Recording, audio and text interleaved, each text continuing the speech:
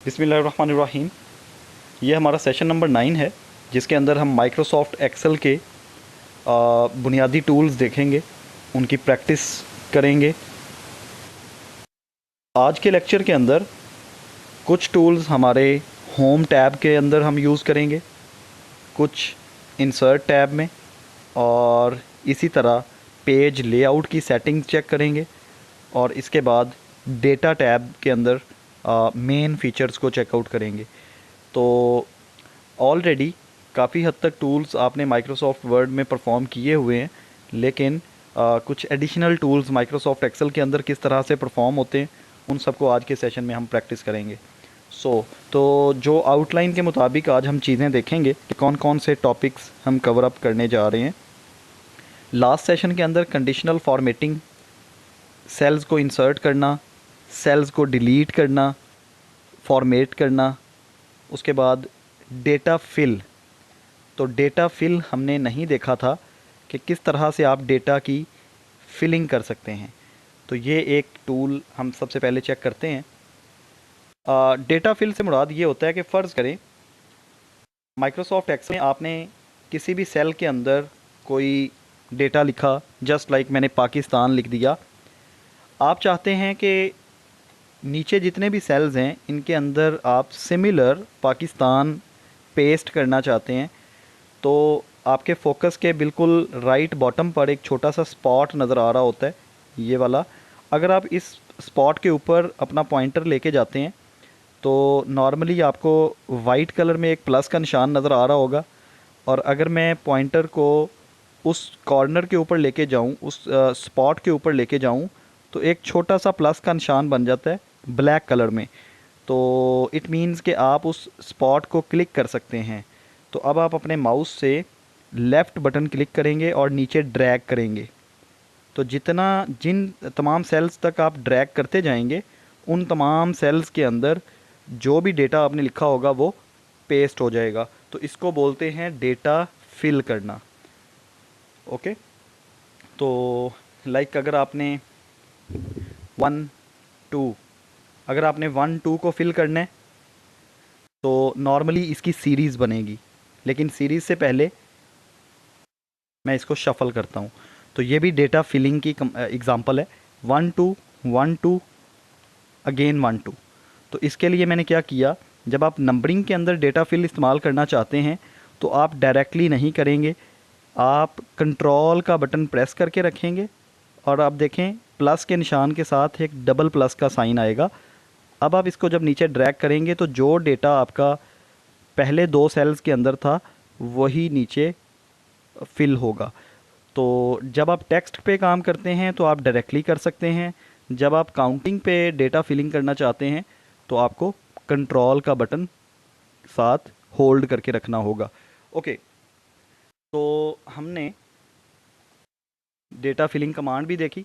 अब इससे आगे है डेटा सीरीज़, कि आप किस तरह से डेटा सीरीज़ तैयार करते हो। तो अगर फ़र्ज़ करें आप माइक्रोसॉफ्ट एक्सेल के अंदर कोई सीरीज़ बनाना चाहते हैं, जैसे मैथमेटिक्स के अंदर सीरीज़ होती हैं कि 1 और 2। तो 1 और 2 के बाद यहाँ पर क्या आना चाहिए, 3 4 5। तो आप इसको सिंपली जब ड्रैग करते हैं तो आपका सीरियल नंबर ऑटोमेटिकली सीरीज़ की शक्ल में फिल हो जाता है। इसी तरह अगर फ़र्ज़ करें मैं यहाँ पर 5 लिखता हूँ, उसके बाद 10 लिखता हूँ, तो अब चूंकि इन दोनों के दरमियान 5 का डिफरेंस आ रहा है, अब अगर मैं इसको ड्रैग करूँगा तो ये 5 के डिफरेंस के साथ पेस्ट होगा। तो यहाँ पर 5 था, 10, उसके बाद 15 की सीरीज़, 20 की सीरीज़, तो ये एक पूरी 5 की सीरीज़ बन गई। अगर इसी तरह आप 1, उसके बाद 10, और उसके बाद 20 30 40 यूँ चाहते हैं तो आप इसको सिंपल सेलेक्ट करें, और यूँ, सॉरी, इसके लिए हमें बताना पड़ेगा क्योंकि 9 का डिफरेंस आ रहा है, तो उसने 9 के डिफरेंस से ये सीरीज़ बना दी है। लाइक ये देखें, 1 के बाद 10, चूँकि 9 का डिफरेंस आ रहा है, 10 के बाद फिर 9, 19, 19 के बाद 9, 28, 28 के बाद 9, 37। तो इस तरह उसने सीरीज़ चला दी। अगर आपको 10 का डिफरेंस चाहिए तो ऑब्वियस बात है हम ज़ीरो से स्टार्ट करेंगे, उसके बाद 10 लिखेंगे। तो ज़ीरो 10, उसके बाद 20 30 40 50। तो इस तरह से आप अपनी डेटा सीरीज बनाते हैं। सिमिलर अगर आप अपने डेज़ के साथ बनाना चाहते हैं, लाइक मैं कहता हूँ मंडे, उसके बाद ट्यूसडे, तो आप इन दोनों को सिलेक्ट करें। अब आप ड्रैग करें तो देखिए Monday, Tuesday, Wednesday, Thursday, Friday, तो ये एक पूरी सीरीज़ बन गई। इसी तरह अगर आप मंथ्स की बनाना चाहते हैं, जनवरी, फरवरी, अब इन दोनों को सिलेक्ट करें और नीचे ड्रैग करें। तो जहाँ तक आप ड्रैग करेंगे वहाँ तक आपकी मंथ की सीरीज़ बन जाएगी। तो ये कुछ बिल्ट इन फंक्शंस हैं। उसके बाद हम देखते हैं सॉर्टिंग। माइक्रोसॉफ्ट वर्ड में ये हम सॉर्टिंग पहले से कर चुके हैं, लेकिन फिर हम इसको रिपीट कर लेते हैं। सॉर्टिंग एक्सेल के अंदर यूँ होती है कि लाइक आप फ़र्ज़ करें कोई डेटा आपने अल्फ़ाबेट्स की शेप में लिखा, आपने लिखा हसन, सरफराज, अहमद, जाहिद, सुफियान, तनवीर, तो देखिए मैंने रैंडम लिखा, ठीक है। अब आप इसको चाहते हैं आप सॉर्ट कर दें, तो इनको सिलेक्ट करें। उसके बाद ये यहाँ पर होम टैब के अंदर एडिटिंग टूल के अंदर आपके पास सॉर्टिंग की ऑप्शन है। तो आप कहते हैं सॉर्ट ए टू जी करना है या जी टू ए करना है। तो ये असेंडिंग और डिसेंडिंग की बात कर रहा है, तो आप कहते हैं मुझे असेंडिंग में करना है, लोएस्ट से हाईएस्ट की तरफ। तो आप सिंपली इस पर क्लिक करें तो ये देखें अहमद, हसन, सरफराज, सुफियान, तनवीर, जाहिद, तो ए से लेके जाहिद जेड की तरफ वो मूव करता है।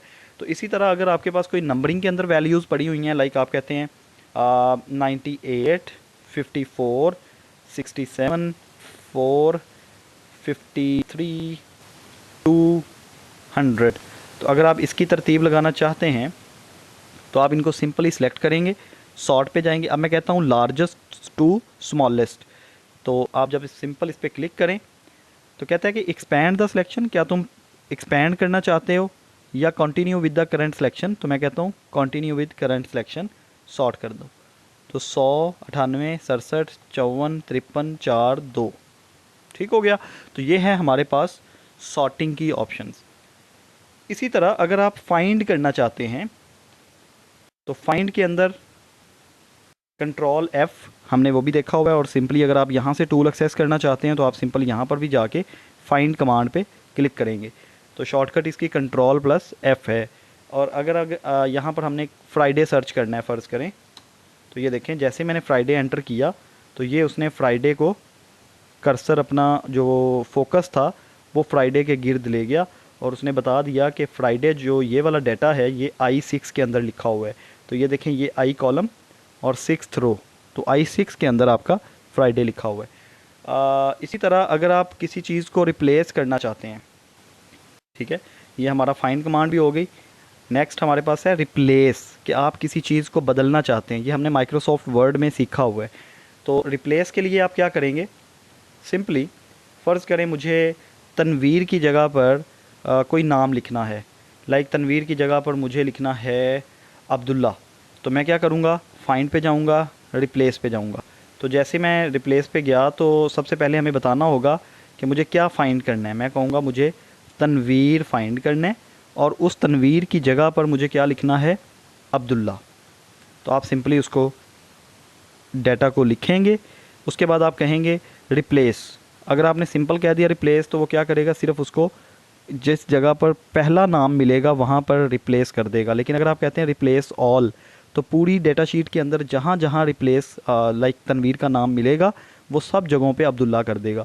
तो मैं कहता हूँ रिप्लेस ऑल, उसको सिर्फ ये एक जगह पे नाम मिला और उसने उसको रिप्लेस कर दिया। इसके बाद हमारे पास अनदर ऑप्शन है ऑटो कंप्लीट कमांड।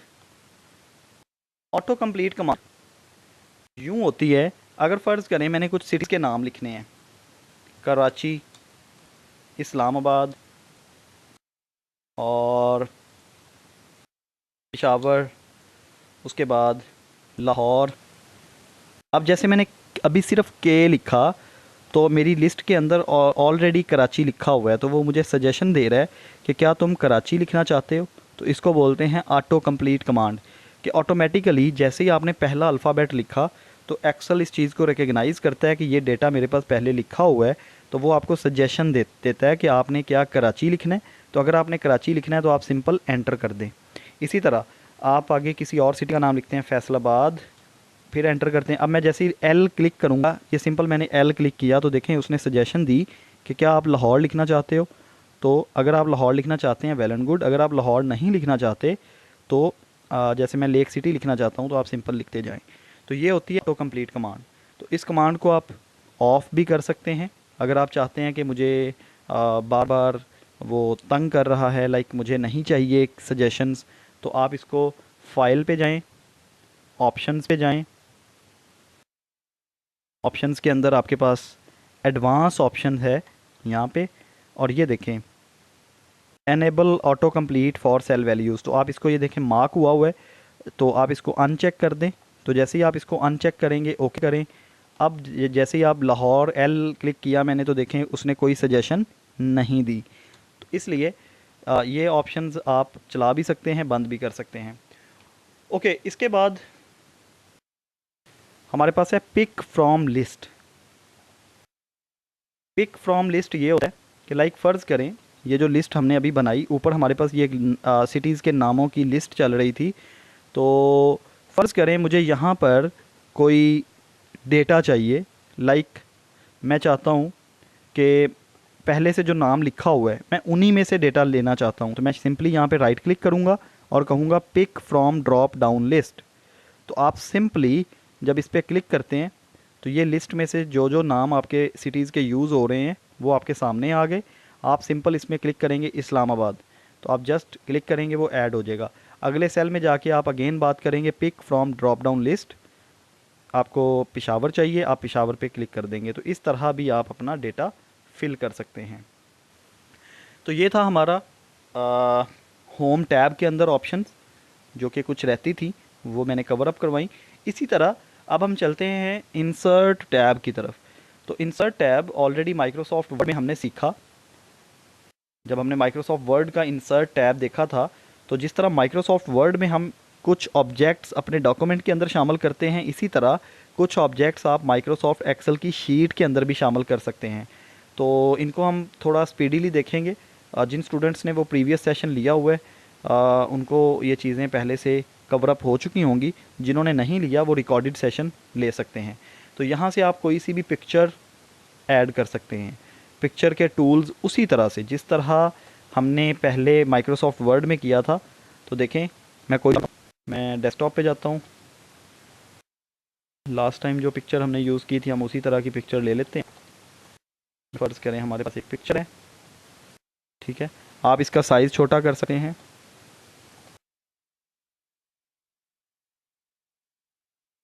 अब इस पिक्चर के ऊपर देखें पिक्चर फॉर्मेट जिस तरह माइक्रोसॉफ्ट वर्ड में आता है, ये बाकी सारे टूल्स सेम वही हैं। तो इसलिए मैं इन टूल्स को रिपीट नहीं कर रहा हूँ।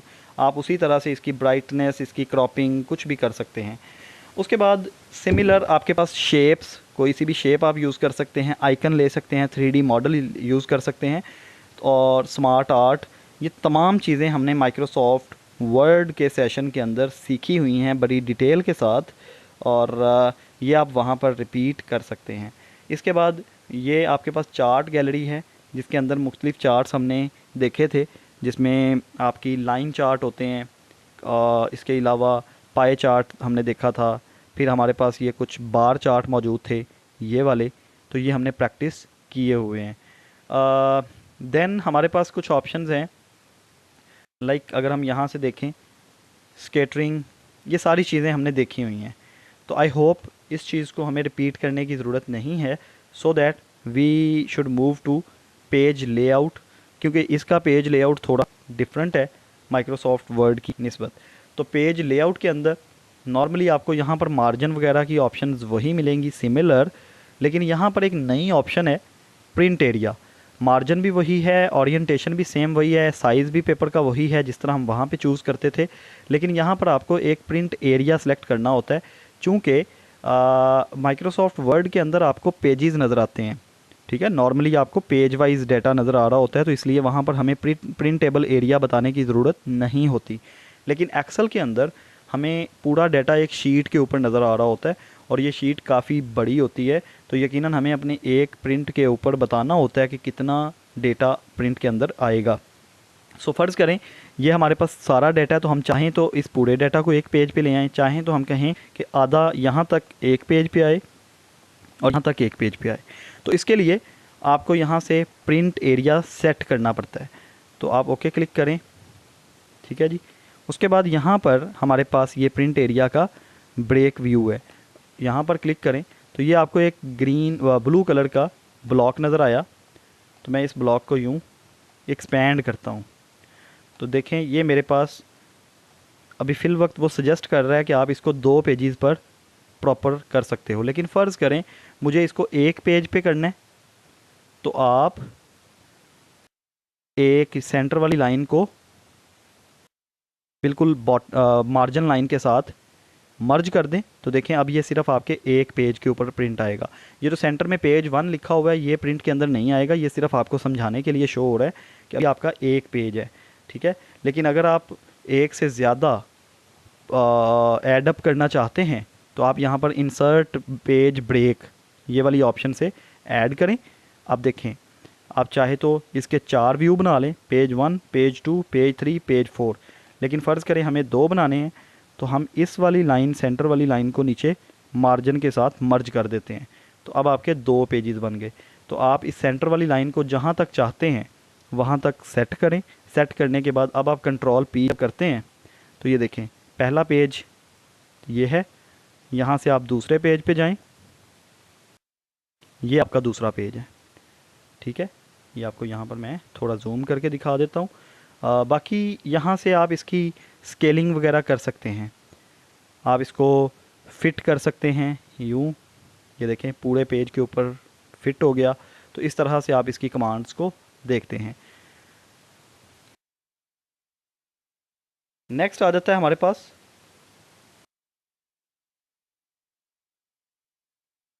Set background. तो ये हमने माइक्रोसॉफ्ट वर्ड में चीज़ें इसके बाद जो हमारी एक इम्पॉर्टेंट ऑप्शन है वो है डेटा वैलिडेशन कमांड। ये वाली डेटा वैलिडेशन कमांड बहुत ही इम्पॉर्टेंट है माइक्रोसॉफ्ट एक्सेल के अंदर, जिसको यूज़ करते हुए आप यूज़र को गलत एंट्री करने से बचा सकते हैं। मसलन आप माइक्रोसॉफ्ट एक्सेल पे कोई सी भी रिज़ल्ट कार्ड बना रहे हैं, मसलन हम यहाँ पर कोई एक रिज़ल्ट कार्ड डिज़ाइन करते हैं यूँ, मैंने कहा सीरियल नंबर, रोल नंबर, उसके बाद नेम ऑफ़ स्टूडेंट, उसके बाद कुछ उसके मार्क्स हैं, फ़िज़िक्स, केमिस्ट्री, बायो, मैथ। अब फ़र्ज़ करें सीरियल नंबर के अंदर तो नॉर्मली हमें पता है कि हमने 1 2 3 जो भी हमारा सीरियल नंबर है, फ़र्ज़ करें हम 6 बच्चों का डाटा ले लेते हैं, ये हमने ले लिया। रोल नंबर, अब रोल नंबर जो है यकीनन वो आपका जैसे यहाँ पर हमारा चल रहा है CAO डैश, फ़र्ज़ करें मैं कहता हूँ 001, उसके बाद मैं इसी की सीरीज़ चला देता हूँ। तो सीरीज़ के लिए मैं सिंपली इसको ड्रैग करूँगा तो ये आपके रोल नंबर लग गए। अब जस्ट आप यहाँ पर नाम देना चाहते हैं। अब नाम के अंदर आप फ़र्ज़ करें चाहते हैं कि एक लिमिट लगानी है कि कोई भी यूज़र जब अपना नाम लिखे, अब जैसे कोई बंदा सिंपली लिख सकता है ए, अब ए जो है वो एक नाम नहीं है, तो आप यूज़र से चाहते हैं कि कम से कम 3 अल्फ़ाबेट उसको शामिल करने चाहिए, क्योंकि किसी का भी नाम जो है वो एक अल्फ़ाबेट पे नहीं हो सकता, 2 पे नहीं हो सकता। अब छोटे से छोटा नाम अली हो सकता है, तो अली का नाम जो है वो ALI, कम से कम 3 करैक्टर उसके अंदर शामिल हैं। इसी तरह मैक्सिमम आप कह देते हैं जी हमें मैक्सिमम 25 चाहिए, 30 चाहिए, ठीक है। तो ये आप क्या करेंगे, इन तमाम सेल्स को सिलेक्ट करेंगे। तो डेटा वैलिडेशन के लिए आप डेटा टैब के अंदर जाके ये आपके पास एक कमांड होती है डेटा वैलिडेशन, आप इस पे जाते हैं। नॉर्मली ये देखें यहाँ पर अलाउ का एक वर्ड है कि एनी वैल्यू, कि आप कुछ भी लिख सकते हैं, आपको ये रोकेगा नहीं। लेकिन अब चूंकि हमने लिमिट लगानी है तो हम कहते हैं टेक्स्ट लेंथ, ये टेक्स्ट लेंथ के टेक्स्ट की कितनी लेंथ होनी चाहिए। उसके बाद ये कुछ ऑप्शंस हैं कि आप बिटवीन, जैसे अभी हमें यहाँ पर बिटवीन चाहिए कि मिनिमम टेक्स्ट की लेंथ 3 होनी चाहिए, मैक्सिमम 30 होनी चाहिए। ओके करें। आप कहते हैं नेम AB, अभी मैंने सिर्फ 2 लिखे, जैसे ही मैंने एंटर किया तो एरर आ गया कि नहीं आप नहीं कर सकते, आपको रिस्ट्रिक्शन लगाई गई है। अब आप रीट्राई करें। ALI 3 एंटर किया मैंने, तो जैसे मैंने एंटर किया उसने एक्सेप्ट कर लिया। इसी तरह अगर मैं किसी पर्सन का नाम लिखता हूँ जिसके 30 से ज़्यादा हों, मसलन मोहम्मद, अहमद, हसन, ख़ान, ये तो अगर आप इसको काउंट करें तो ऑब्वियसली ये 30 से नीचे होंगे। लेकिन फ़र्ज़ करें इसके आगे कुछ हम और लिख देते हैं, जैसे चौधरी, तो एरर आ गया। क्यों? अब ये 30 से ज़्यादा हो चुके हैं। तो उसने कहा कि नहीं, आप इसको कम करें, आप अपना नाम इतना लंबा नहीं लिख सकते। तो आप इसको इस तरह से रिस्ट्रिक्शन लगा सकते हैं। तो ये हो गया जी हमारा नाम के ऊपर रिस्ट्रिक्शन कि आप टेक्स्ट के ऊपर लगा सकते हैं। इसी तरह ये फ़र्ज़ करें हमारे मार्क्स हैं फ़िज़िक्स, केमिस्ट्री, बायो। अब फ़र्ज़ करें फ़िज़िक्स, केमिस्ट्री और बायो तीनों के नंबर हैं टोटल 75। तो हम जाएंगे डेटा वैलिडेशन पे, होल नंबर, क्योंकि अब हमें नंबर की बात करनी है तो नंबर पे क्लिक करेंगे। बिटवीन, अब आपको पता है कि आपका टीचर जो है वो 0 से लेके 75 नंबर बच्चे को दे सकता है। तो आप कहें मिनिमम 0 होना चाहिए, ज़्यादा से ज़्यादा 75 होना चाहिए, और ओके कर दें। तो अब क्या होगा कि आपके टीचर की जब कोई भी एंट्री करते हुए स्पीड में जब एंट्री करते हैं तो कोई टीचर गलत नंबर की एंट्री कर सकता है। जैसे 75 लिखने की बजाय वो 75 के साथ 0 लगा दे, तो ये 750 हो जाएंगे, जो कि आपका रिज़ल्ट कार्ड ख़राब हो सकता है। तो इस चीज़ से बचने के लिए अब जैसे टीचर क्या करेगा, यहाँ पर अगर 50 लगा रहा है, 60 लगा रहा है, 75 लगा रहा है, जैसे ही 76 लगाएगा तो एरर आ जाएगा कि आप 76 मार्क्स एंटर नहीं कर सकते। इसी तरह 0 लगा सकता है, लेकिन अगर 0 से नीचे कोई -5 लगाता है तो -5 भी नहीं लगेगा, क्योंकि 0 से पीछे हमने 0 से लेस पे कमांड नहीं लगाई। तो हमने जस्ट यही कहा कि 0 से लेके 75 के दरमियान आप एंटर करो। तो इससे हमें ये फ़ायदा हो गया। फ़र्ज़ करें मैथमेटिक्स के हमारे पास टोटल नंबर हैं 150 समझाने के लिए। तो आप डेटा वैलिडेशन पे जाएंगे, उसी तरह होल नंबर। अब बाकी आप ये देख लीजिएगा, आप बिटवीन पे करना चाहते हैं, नॉट बिटवीन पे करना चाहते हैं, इक्वल टू, नॉट इक्वल, ये सारी चीज़ें आप यूज़ कर सकते हैं। तो मैं कहता हूँ 0 से लेके 150। तो टीचर आपको यहाँ पर 75 से ऊपर नंबर दे सकता है, क्योंकि मैथ के नंबर ज़्यादा हैं। तो अगर टीचर 150 देगा, येस इट कैन एक्सेप्टेड। इसके बाद अगर हम देते हैं यहाँ 151, तो ये नहीं एक्सेप्ट करेगा। इसी तरह अगर फ़र्ज़ करें आगे हमें एक फ़ोन नंबर का कॉलम बनाना है, ठीक है, आप चाहते हैं कि यहाँ पर मोबाइल नंबर लिखा जाए। अब देखिए, मोबाइल नंबर लिखने के लिए नॉर्मली हमारा मोबाइल नंबर होता है 033312345678, ठीक है, यही होता है। तो ये 11 डिजिट बनते हैं। तो जैसे ही आप एंटर करते हैं तो ज़ीरो मिट जाता है, जो स्टार्टिंग ज़ीरो होता है वो एक्सेल उसको रिमूव कर देता है। अब आप क्या करेंगे, सबसे पहले आप सेलेक्ट करेंगे, होम में जाएंगे। होम के अंदर हमने लास्ट टाइम पढ़ा था कि आप इसको टेक्स्ट में कन्वर्ट कर दें। तो जब आप टेक्स्ट में कन्वर्ट करते हैं, अब आप ज़ीरो लिखेंगे ना, अगर 0001, तो वो 00 को रिमूव नहीं करेगा। तो पहला मसला तो हल हो गया कि अब आप जो भी नंबर लिखेंगे उसका स्टार्टिंग डिजिट एंटर करते वक्त एक्सेल रिमूव नहीं करेगा। लेकिन अभी दूसरा मसला ये है कि कोई बंदा जब मोबाइल नंबर एंटर करता है तो हो सकता है कई बंदे गलती से 11 डिजिट से ज़्यादा एंटर कर दें या 11 डिजिट से कम एंटर कर दें, तो उसकी वजह से आपका पूरा मोबाइल नंबर ही ख़राब हो गया। तो अब आप क्या करें, सेल्स को सिलेक्ट करें, उसी तरह से डेटा में जाएं, डेटा वैलिडेशन पे क्लिक करें, टेक्स्ट लेंथ पे जाएं, और मिनिमम, अब मिनिमम बताने की ज़रूरत नहीं है, अब हमें बताना है इक्वल टू 11, कि 11 डिजिट से ना कम लो ना लो। तो देखें, अब आप फ़र्ज़ करें मैं एक डिजिट कम एंटर करूँगा, 03331234567। फ़र्ज़ करें मैं 8 लिखना भूल गया, तो जैसे ही मैंने एंटर क्लिक किया, सॉरी ये 11 पूरे हो चुके हैं, यस, ऊपर वाला हमने ज़्यादा लंबा लिखा हुआ है, 033312345 एरर आ गया, क्योंकि मैंने 10 एंटर किए हैं। अब अगर फ़र्ज़ करें मैं 7 भी एंटर कर देता हूँ और उसके बाद 8 भी एंटर करता हूँ, एक मैंने ज़्यादा लिख दिया, मतलब मैंने 12 लिख दिए, एंटर करें, उसने इस पे भी मसला कर लिया, तो आपको पूरा मोबाइल नंबर लिखना होगा।